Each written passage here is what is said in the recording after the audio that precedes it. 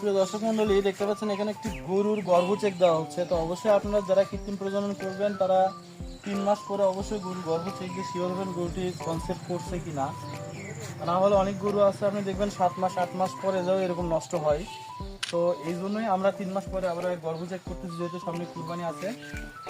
খামারির আশা হচ্ছে যদি গর্ভ চেক করে গাপ মানে শিওর কনসেপ্ট শিওর হয় তাহলে রাখবে, না হলে যেহেতু গরুটা আপনার বয়স হয়ে গেছে দাতা, না হলে ফ্যামিলিতে আপনার কুরবানির ভিতরে বিক্রি করে দেবে।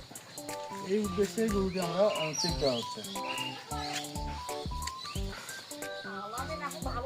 দর্শক মন্ডলী, আমরা ভিতরে যে হর্নগুলো আছে গর্ভ চেক দেওয়ার নিয়ম হচ্ছে ভিতরে যে হর্নটা আছে গরুর, যে হর্নে আমরা বীজ দিয়ে থাকি, সেই হর্নের মাথায় যে টিউবগুলো আছে, নালীগুলো আছে, এখানে টাইট খোলা খোলা মনে হবে যদি গরুটির গর্ভ বা গাব জিনিস থাকে।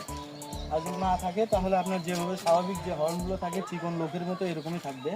তো গরুটি চেক করে যা বুঝলাম গরুটি গাব হয়নি বা কনসেপ্ট করেনি। তো ভালো থাকবেন, সুস্থ থাকবেন, ভালো।